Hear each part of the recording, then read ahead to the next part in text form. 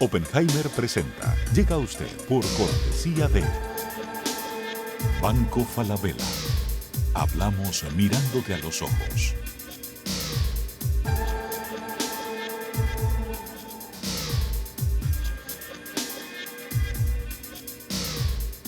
Gingroup, líderes en administración integral de capital humano. Estudia en Argentina. Carreras acreditadas internacionalmente. Residencia universitaria. Aranceles a tu alcance. UADE, una gran universidad. Arcos Dorados.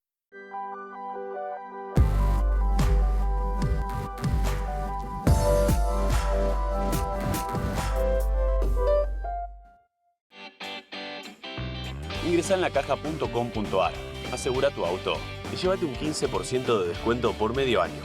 La Caja, así de simple. ¿Sabías que según un estudio de la Universidad de Oxford, casi la mitad de los trabajos actuales podrían dejar de existir en 10 años?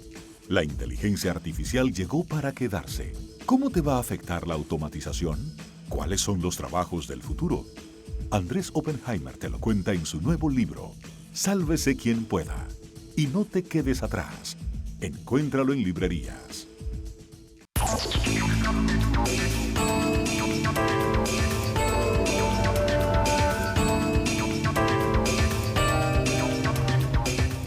Hola, ¿qué tal? ¿Cómo les va? Soy Andrés Oppenheimer. Gracias por estar con nosotros. Hoy vamos a tener con nosotros al presidente de Colombia, Iván Duque, quien hace muy poco entregó a las Naciones Unidas un dossier de 128 páginas con fotografías y mapas que, según él, son pruebas contundentes de que el régimen de Venezuela está dándole protección, apoyo e incluso armas a las guerrillas colombianas.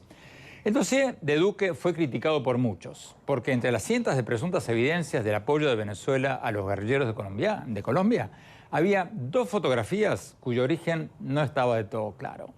En la entrevista le preguntamos a Duque si no metió la pata con esas fotos y cuáles son sus pruebas más contundentes de que el presidente, el cuestionado gobernante venezolano Nicolás Maduro, está apoyando a la guerrilla colombiana.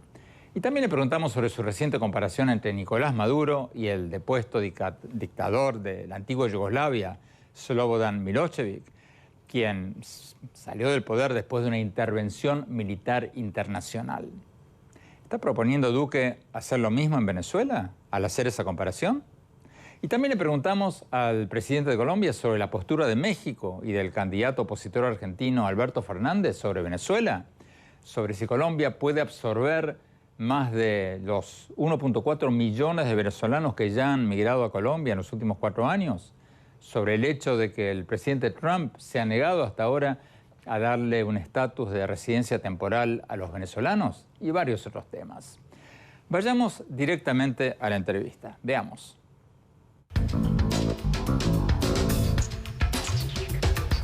Presidente Iván Duque, muchas gracias por estar con nosotros. Placer, Andrés. Presidente, empecemos con el tema que está en las primeras planas en todos los periódicos de su país. Las tensiones militares o casi militares entre Colombia y Venezuela. Usted hace pocos días estuvo en Naciones Unidas, habló ante la ONU, presentó un informe, un dossier de 128 páginas mostrando lo que según su gobierno, según usted, son evidencias claras de que Venezuela estaría amparando y ayudando a la guerrilla colombiana. ¿Cuáles son las evidencias concretas de que Venezuela no está solo, digamos, tolerando, sino que, como dicen ustedes, está apoyando, incluso dando armas a la guerrilla colombiana? ¿Qué evidencias concretas tienen ustedes de que eso está pasando? Primero, Andrés, Colombia no está en tensiones militares con nadie. Colombia no es un país agresor. Colombia no está haciendo ninguna escalada belicista frente a Venezuela. Nosotros tenemos claro que no nos vamos a dejar provocar del dictador, que el dictador siempre ha tenido como política para quitar el foco de atención de la opinión pública sobre sus actuaciones, hacer escaladas y bravuconadas militares. Nosotros no. Esa es la primera parte de la pregunta. Nosotros lo que sí hemos hecho es denunciar las violaciones a los derechos humanos que son sistemáticas en Venezuela. Lo que hemos hecho también es denunciar los atropellos que se están cometiendo y denunciar la presencia de grupos armados criminales de Colombia en territorio venezolano con el amparo y el auspicio de ese régimen. Bueno, pero usted dice amparo y auspicio. ¿Qué, sí, claro. ¿Qué evidencia sabe? Porque Venezuela lo niega. Andrés, esta no es la primera vez que esto ocurre. Recordemos que en el año 2009, 2010, esto fue denunciado en la Organización de Estados Americanos. En aquel momento era Hugo Chávez quien estaba dando ese patrocinio. Y en los últimos años hemos visto la presencia de los cabecillas del ELN y ahora los disidentes de las FARC. Y nosotros estamos mostrando mapas concretos y los lugares de ubicación de muchos de esos cabecillas. Y estamos mostrando rutas del narcotráfico que emplean. Es que allá no hay una separación entre la dictadura y los criminales que están en el territorio. El cartel de los soles es un cartel del narcotráfico que existe y que trabaja en connivencia con estos grupos. Y nuestro deber es denunciarlo por las violaciones al derecho internacional y denunciarlo porque es un deber moral y denunciarlo para que la comunidad internacional asuma con compromiso que tenemos que ponerle fin a esa dictadura. ¿Cómo saben ustedes, presidente, para quienes sean escépticos de lo que usted está diciendo, que están realmente en territorio colombiano? Nosotros tenemos información de inteligencia, Andrés, y tenemos información de inteligencia que ha sido recabada por años y por meses, que además ha sido suministrada por distintas fuentes. Es que aquí nosotros no estamos haciendo ninguna improvisación. Lo que nosotros estamos mostrando es el problema y la dimensión del problema. Y nosotros lo seguiremos haciendo. Es más, yo podría haberme quedado con la información para mí, para el gobierno colombiano, porque esta información de inteligencia la valoramos permanentemente. Pero era importante hacer esta denuncia ante el secretario general de la Organización de Naciones Unidas y ante el secretario general de la OEA. ¿Por qué? Por la contundencia de la información. ¿Esta información, presidente, es de servicios de inteligencia colombianos o tienen asistencia satelital, por ejemplo, de Estados Unidos? Son esencialmente de los servicios de inteligencia colombianos, pero también de muchas fuentes. Hay que recordar, Andrés, que hay muchas personas que han salido de Venezuela y han salido o porque son desertores también de las fuerzas militares y han dado información, o ciudadanos que han denunciado esos hechos en territorio venezolano y han pasado a Colombia buscando protección, o porque la hemos venido no solamente recabando, sino la hemos venido contrastando con el paso del tiempo. Pero no nos llamemos a engaños, esos criminales están allá y por eso el dossier tiene coordenadas y tienen fotos que muestran cómo hay pistas del narcotráfico, cómo hay campos de entrenamiento y cuáles son las rutas que ellos están empleando para poderse mover en sus negocios ilícitos.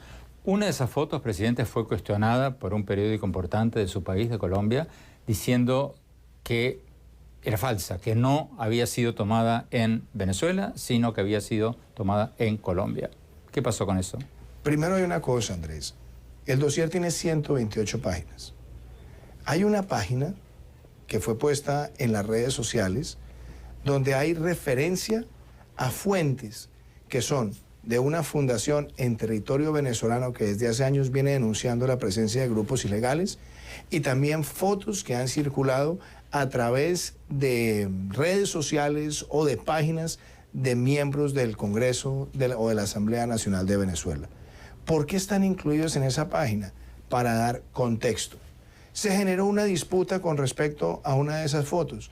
La fundación, que fue la que publicó esa foto en un reporte de abril del 2018, explicó abiertamente la naturaleza de esa foto. Y dijo que era ¿de dónde? Y dijo ¿De que era una Venezuela o de foto, Colombia? dijo que era una foto en Venezuela que venía desde el año 2013.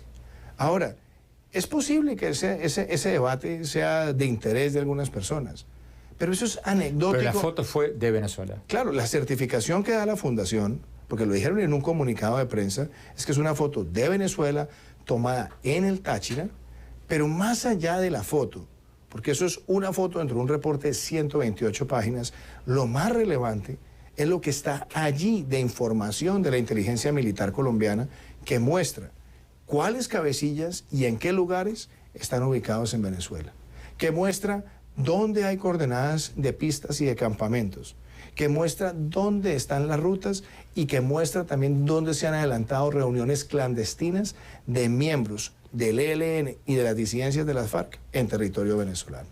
Presidente, hace pocas semanas un grupo disidente de las FARC, de las guerrillas de su país, salió a la luz, se dio a conocer con un video que ustedes, no sé si usted personalmente o su gobierno, no recuerdo, dijeron había sido filmado en Venezuela.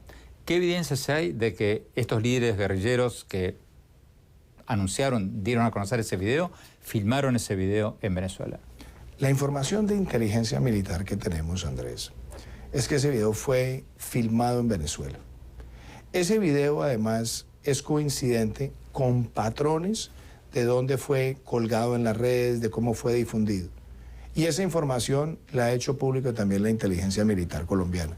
Mi tranquilidad, y se la digo con mucha claridad, si esos bandidos estuvieran en Colombia, sabríamos con precisión su ubicación y estarían ya siendo enfrentados por las autoridades, como en efecto lo hemos hecho con Guacho, con David, con Cadete, con Jason Orejas, con Alonso, muchos de los líderes de esas disidencias.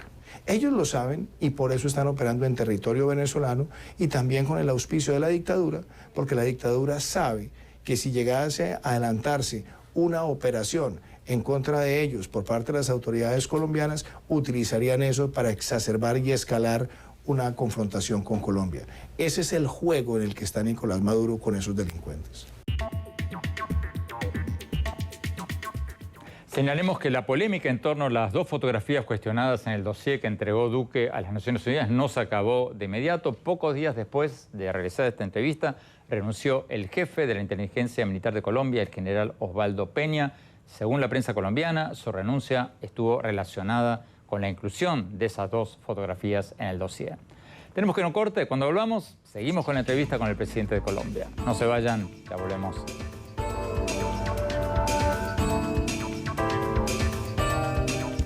Cuando cambias tus CMR puntos, cambias de aire, de aroma, de estilo, cambias de ritmo, cambias tu estilo de vida. Cuando cambias tus CMR puntos, tú también cambias. Aprovecha tus puntos y cambia lo que quieras. CMR puntos, cambio lo que quiero.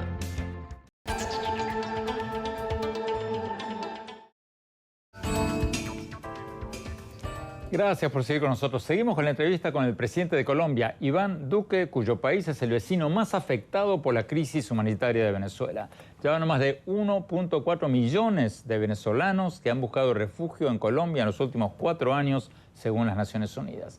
Y según nos dijo el secretario general de la OEA, Luis Almagro, en una entrevista hace no mucho tiempo, la cifra de exiliados o refugiados venezolanos en todo el mundo podría crecer a 10 millones de personas si no hay cambios políticos en Venezuela. Una cifra espeluznante. Sigamos con la entrevista con el presidente de Colombia, Iván Duque. Veamos.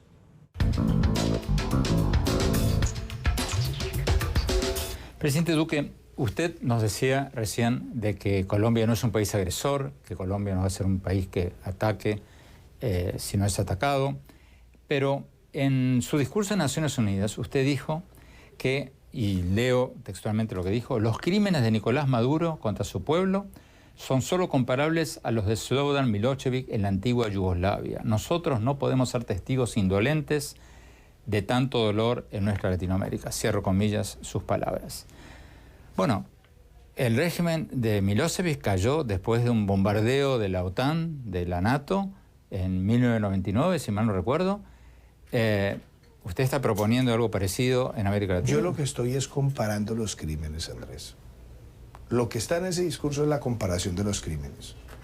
Porque muchas personas han dejado trivializar lo que está ocurriendo en Venezuela y piensan que se trata simplemente de una conducta bravucona de un dictador tropical. No. Los crímenes que ha cometido Nicolás Maduro son graves y son sistemáticos y son violatorios del derecho internacional.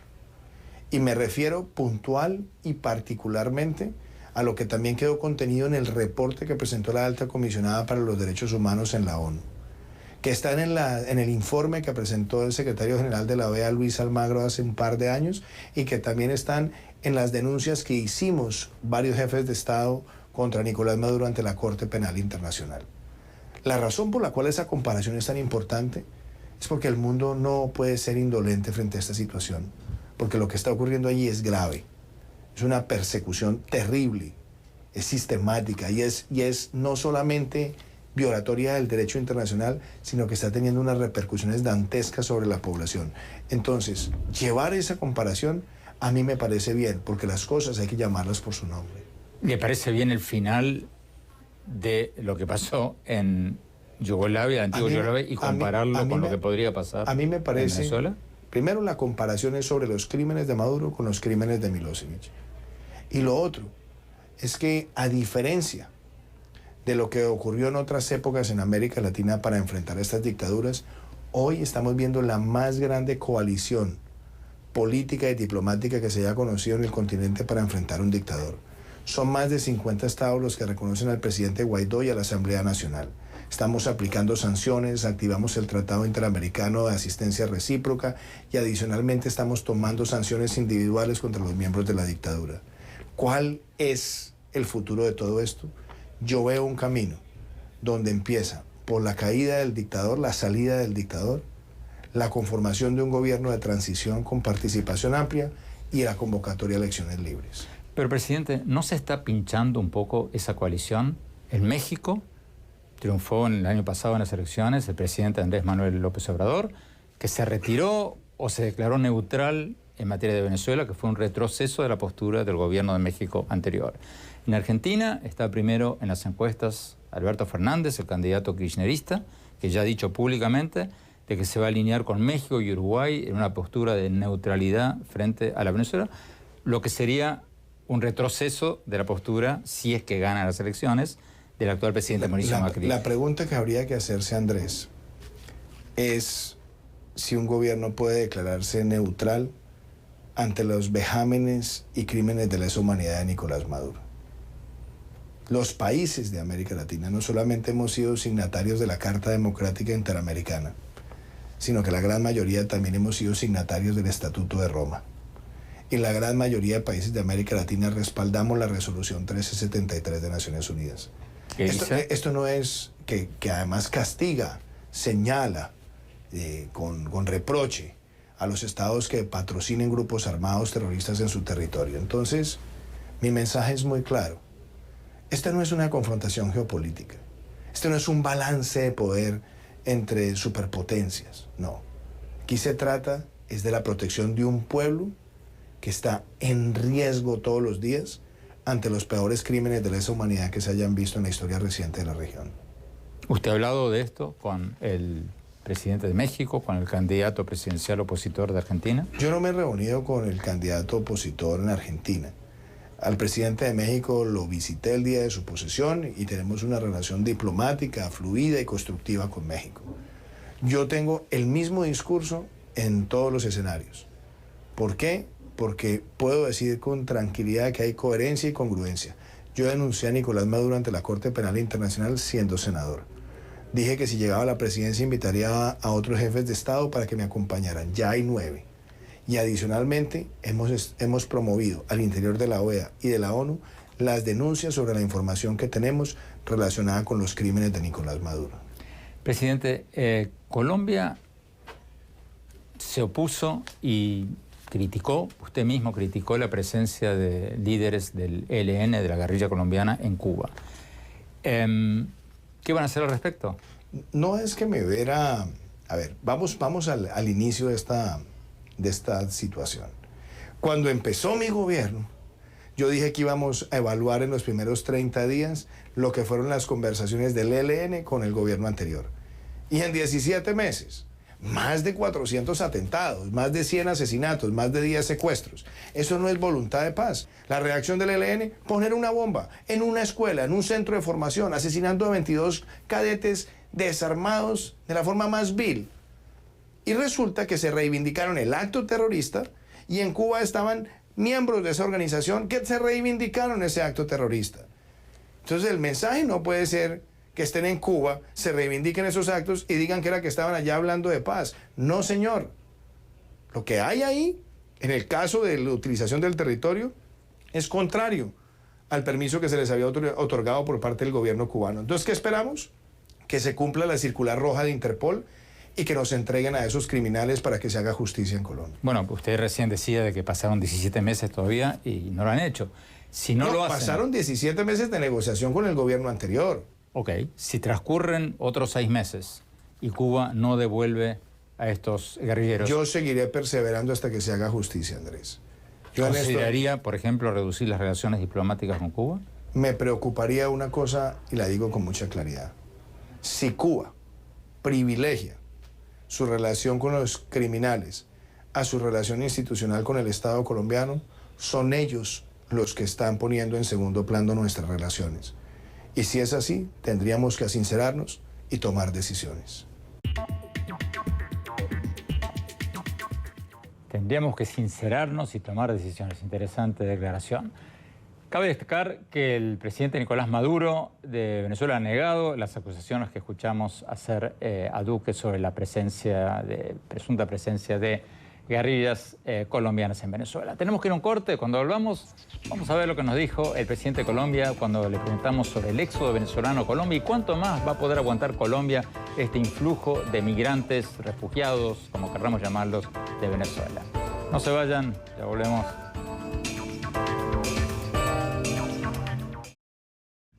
Hola, soy Andrés Oppenheimer. Dentro de muy poco estaré en México, en Colombia, en Perú, hablando de mi libro Sálvese quien pueda, sobre cuáles de nuestros trabajos van a ser reemplazados por la inteligencia artificial y los robots, y cuáles son los trabajos y las carreras con más futuro.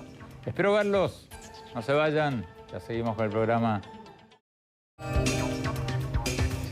Gracias por seguir con nosotros. Seguimos con la entrevista con el presidente de Colombia, Iván Duque, cuyo país es el vecino más afectado por la crisis humanitaria en Venezuela. Ya van más de 1.4 millones de venezolanos que han buscado refugio en Colombia en los últimos 4 años, cifras de las Naciones Unidas.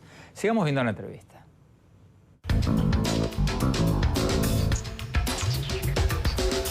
Presidente Duque, hablemos del éxodo venezolano.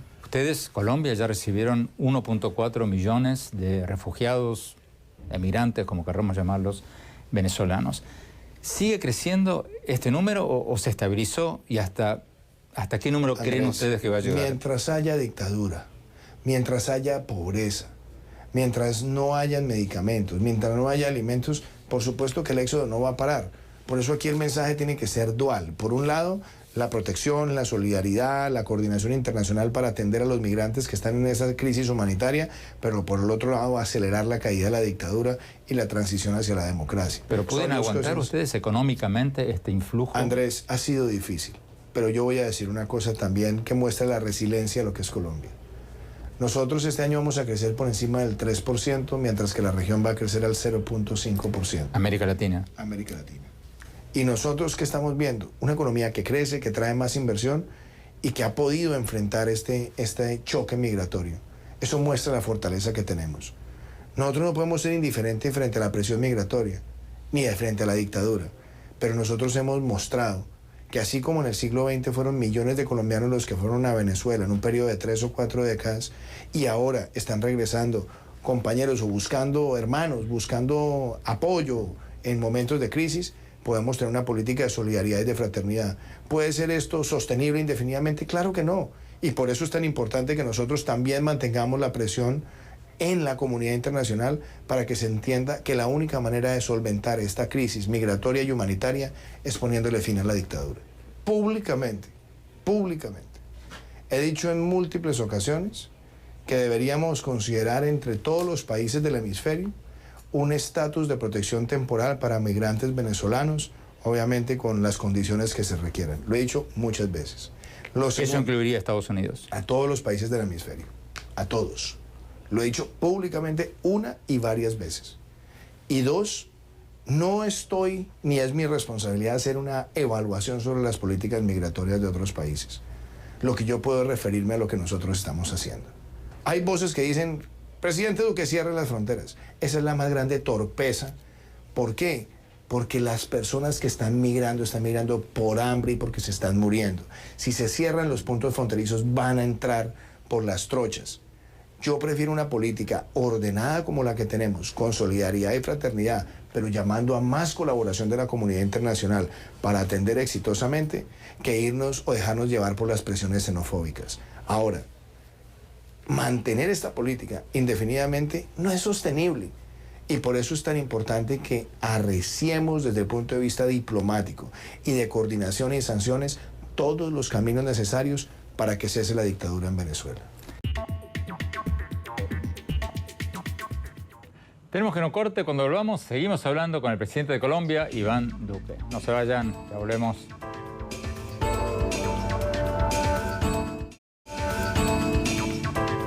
Gracias por seguir con nosotros. Estamos viendo la entrevista que le hicimos al presidente de Colombia, Iván Duque. Sigamos viendo la entrevista.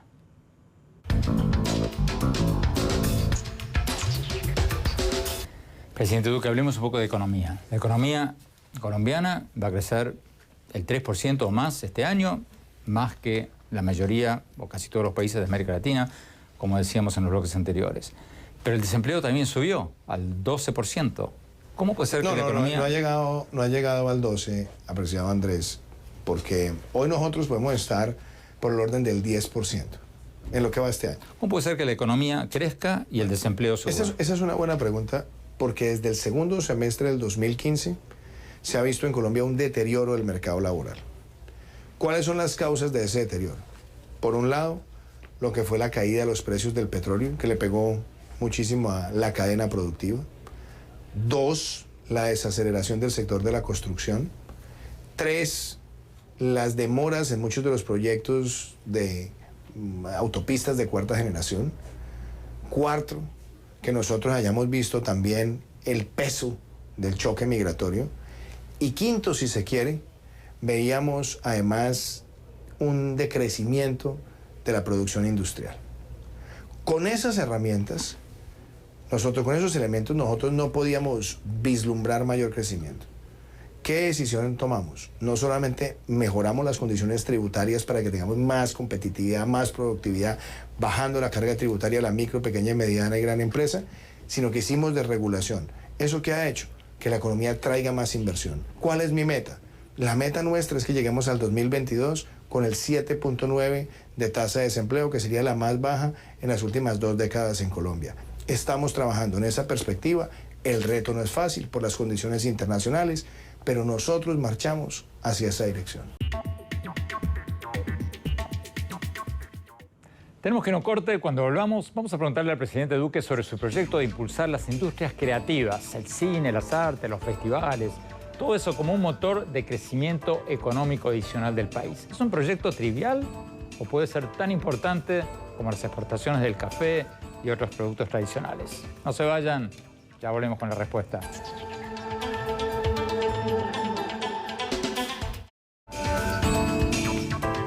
Gracias por seguir con nosotros. Sigamos viendo la entrevista con el presidente de Colombia, Iván Duque. Veamos.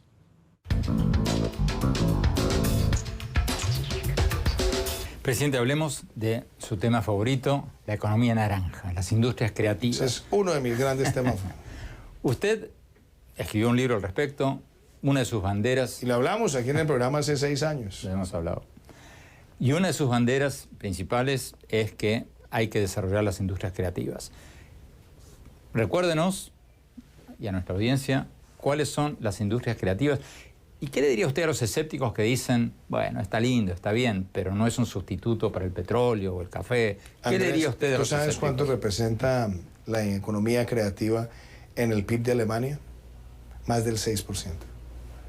En el Reino Unido, más del 6%. En Estados Unidos, más del 6%. Es decir, este es un sector muy importante. ¿En América Latina? En América Latina, dependiendo del tipo de países, yo podría decir que el promedio puede estar por el orden del 2%, aunque hay países que tienen una contribución mucho mayor. En el caso de Colombia, estamos en el 1.8% del PIB. Eso quiere decir que cuando se compara con el café, que es un sector muy importante para Colombia, el café es 0.8, es decir, casi más del doble del café, casi igual que la minería. Genera más de 600.000 empleos. Es un sector con mucha fuerza. ¿Cuál es la ventaja? Que es un sector que tiene todo el potencial. Y tiene el potencial porque ahora se encuentra la propiedad intelectual, la creatividad, la innovación, la cultura con la tecnología. Concretamente, para que nos están siguiendo, ¿qué industrias, qué trabajos? Cine, música, animación digital, diseño, publicidad, arquitectura, patrimonio ancestral, festivales, carnavales, gastronomía, museos, artes visuales, artes escénicas, medios de comunicación, radio, televisión, cine y digitales. Ahí estoy enumerando gran parte de lo que es este sector. Y vamos a ser muy concretos. En un país como Colombia, teníamos incentivos para el cine, que era un descuento tributario del 40%. Lo hemos extendido a toda la cadena audiovisual. Y hoy Colombia se está convirtiendo en el centro más atractivo de la región para la realización de series para plataformas de OTT en todo el mundo. Hoy estamos viendo cómo llega Hulu, Netflix, Amazon Prime, más las productoras nuestras para producir y vender esos contenidos internacionales, contenidos originales en el mundo. ¿Hasta qué punto eso puede levantar una economía? Ustedes, ese 1.8% que usted mencionaba recién, ¿a cuánto puede crecer en cuánto tiempo? Mi meta es que dejemos a Colombia en un camino para duplicar el aporte del Producto Interno Bruto en los próximos 10 años. ¿10? Sí. Yo quisiera acelerarlo porque creo que la meta se puede lograr en menos tiempo. Pero ese solo hecho puede ubicar a este sector en ser uno de los sectores de mayor importancia. Para que te hagas una idea, el sector agropecuario, la cadena agropecuaria en Colombia puede ser 7% del PIB. 7%. Estamos hablando que ese sector es el 2%. Y eso porque no haya sido puesto en el pasado con una visión de protagonista de transformación de desarrollo. Concretamente, presidente, ¿qué medidas han tomado ustedes para impulsar este sector de las industrias creativas? Usted lo llamó también la economía de la inspiración. La llamé en el discurso de la economía de la inspiración. ¿Qué medidas concretas han tomado para impulsar? La primera, la promoción del emprendimiento en tecnología y en industrias creativas. 0 impuesto de renta durante los primeros 7 años para los emprendedores con un mínimo de inversión y un mínimo de generación de empleo. Ahí estamos dándole a los startups un mensaje muy claro. 2. Perdón, 7 años de... 0 impuesto de renta. ¿A partir de una inversión de cuánto? Nosotros estamos hablando prácticamente, como es un capital de inicio, hasta $1 millón. ¿Hasta? Hasta $1 millón. Es decir, son las primeras empresas nacientes, son las que más sufren los primeros 7 años. ¿Ese proyecto, presidente, es viable en un mundo en que la inteligencia artificial está acaparando cada vez más trabajos, reemplazando cada vez más ocupaciones? ¿Cuál es el lugar que ocupa este proyecto de las industrias creativas en un mundo en que la automatización y los robots están ocupando cada vez más trabajos? Me encanta la pregunta, Andrés, porque yo lo he dicho muchas veces. Estamos en el mundo de la inteligencia artificial, pero no vamos a tener nunca creatividad artificial. Ese valor es único del talento, de la innovación. Y yo creo que apostarle a esta economía, donde se junta la cultura, el talento, la innovación, la creatividad y el patrimonio cultural, puede hacer de Latinoamérica una región que amplíe sus fuentes de empleo para la juventud y que tenga otro motor de crecimiento.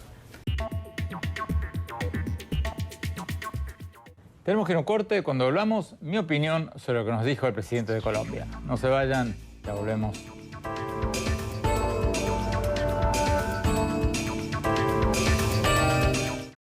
Hola, soy Andrés Oppenheimer. Dentro de muy poco estaré en México, en Colombia y en Perú hablando de mi libro Sálvese quien pueda, sobre cuáles de nuestros trabajos van a ser reemplazados por la inteligencia artificial y los robots y cuáles son los trabajos y las carreras con más futuro.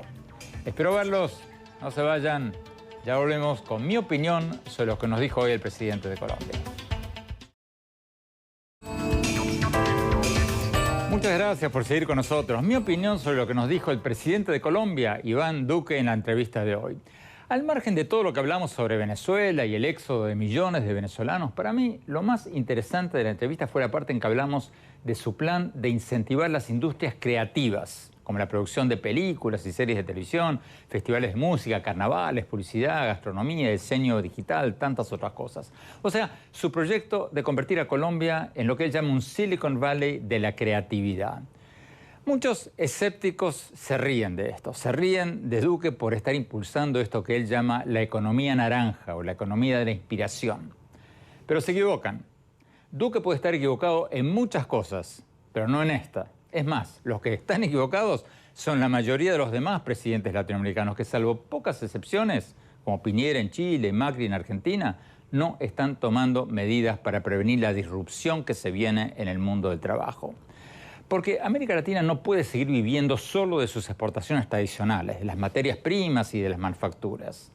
Los precios de las materias primas, como el petróleo, la soja, han caído muchísimo. Y las manufacturas tampoco van a ser una solución mágica, porque los robots y los programas de computación van a reemplazar cada vez más trabajos en las fábricas latinoamericanas. Según un estudio de la Universidad de Oxford, que cito en mi libro Sálvese quien pueda, el 47% de los empleos en Estados Unidos corren el riesgo de desaparecer en los próximos 15 años por la automatización. Y para mi sorpresa, cuando estaba entrevistando a los autores de este estudio, mientras estaba escribiendo el libro, me dijeron que el porcentaje de empleos en riesgo de desaparecer por los robots y las computadoras inteligentes va a ser todavía mayor en países como México y otros países latinoamericanos. Porque una de las cosas más fáciles que pueden hacer los robots es precisamente el trabajo manual, repetitivo y previsible que hacen los trabajadores en las fábricas, de muchas fábricas latinoamericanas como las plantas textiles o automotrices. Entonces, las industrias creativas, como el cine, la televisión, las artes, la cultura, pueden ser enormes fuentes adicionales de empleos productivos y de exportaciones productivas. Como nos decía el presidente colombiano, ya hay unos 600.000 compatriotas suyos trabajando en las industrias creativas en Colombia. Eso ya es más que las 200.000, 3 veces más que las 200.000 personas empleadas en la industria minera de Colombia. Por supuesto que para ser un centro mundial de industrias creativas, los países latinoamericanos van a tener que mejorar muchísimo su calidad educativa. Evaluar a sus maestros, hacer competir a los estudiantes en tests internacionales, lo contrario de lo que están haciendo algunos países. Pero hay que aplaudir a los que están pensando para adelante en lugar de pretender reflotar las fuentes del trabajo del pasado. Hay que fomentar la diversificación de las exportaciones y dejar de ser países que solo exportamos materias primas y manufacturas básicas. Porque el desempleo tecnológico causado por los robots y las computadoras inteligentes se viene mucho más rápido de lo que muchos piensan. Bueno, muchas gracias por habernos acompañado. Les cuento que próximamente vamos a tener una entrevista exclusiva con quien fuera el número 2 del régimen chavista en Venezuela, un hombre que tiene muchísimos secretos, Rafael Ramírez. Maduro ha arrastrado al país a un abismo en lo económico, en lo social, en la violación de los derechos constitucionales y humanos de nuestro pueblo. Es un hombre, como les decía, que conoce muchísimos secretos del régimen venezolanos. Entre el 2002 y diciembre del 2017 fue sucesivamente ministro de Energía, presidente de Monopolio Estatal Petrolero de Venezuela, PDVSA, ministro de Relaciones Exteriores y embajador de Venezuela en las Naciones Unidas.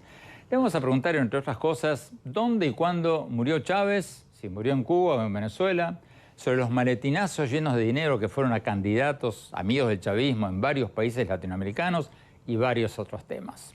No se lo pierdan. Y los invito, como siempre, a visitar mi blog sobre política, economía, innovación y tecnología en el sitio web andresopenheimer.com. Si se registran ahí, les vamos a mandar por email todas las semanas mis más recientes columnas del Miami Herald y nuestros más recientes programas de televisión. Les recuerdo, la dirección es andresopenheimer.com. Y también los invito a seguirme en mi Twitter, en @OpenheimerA, en mi página de Facebook y ahora también en Instagram, en Andrés Oppenheimer Oficial. Gracias por habernos acompañado. Hasta la semana próxima. Oppenheimer presenta. Llega a usted por cortesía de Banco Falabella. Hablamos mirándote a los ojos.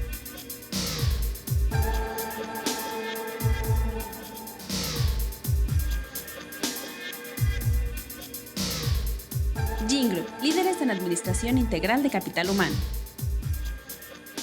Estudia en Argentina. Carreras acreditadas internacionalmente. Residencia universitaria. Aranceles a tu alcance. UADE, una gran universidad. Arcos Dorados.